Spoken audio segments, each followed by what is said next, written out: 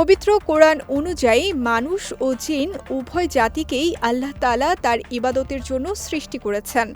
আল্লাহ বলেন, আমি জিন ও মানব জাতিকে সৃষ্টি করেছি একমাত্র আমার ইবাদত করার জন্য।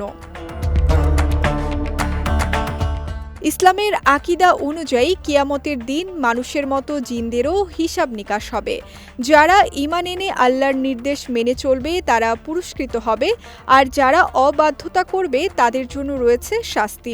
কোরআনে আল্লাহ বলেন, হে জিন ও মানব সম্প্রদায়, তোমাদের কাছে কি তোমাদের মধ্য থেকে রাসূলরা আসেননি?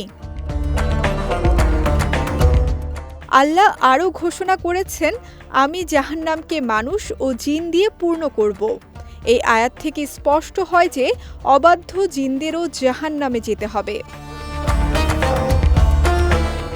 অন্যদিকে অধিকাংশ ইসলামী আলেমের মতে ঈমানদার ও নেককার জিনরাও জান্নাতে প্রবেশ করবে, যদিও কিছু আলেমের মতে তাদের মূল প্রতিদান হবে আল্লাহর সন্তুষ্টি এবং জাহান্নাম থেকে মুক্তি। তবে এ বিষয়ে অধিকাংশ আলেমের মত হল মুমিন জিনদের জন্য জান্নাত রয়েছে। কোরআনের সূরা জিনে উল্লেখ করা হয়েছে, জিনদের মধ্যেও মুসলিম ও কাফির উভয় শ্রেণী রয়েছে, অর্থাৎ মানুষের মতো তারাও ঈমান, আমল ও দায়িত্বের অধীন।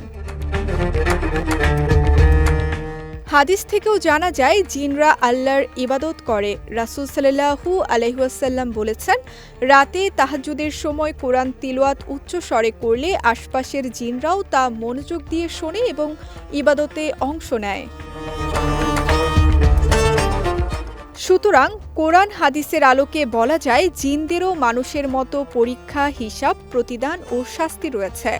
ঈমানদার জিনদের জন্য জান্নাত এবং অবাধ্য জিনদের জন্য জাহান্নাম নির্ধারিত।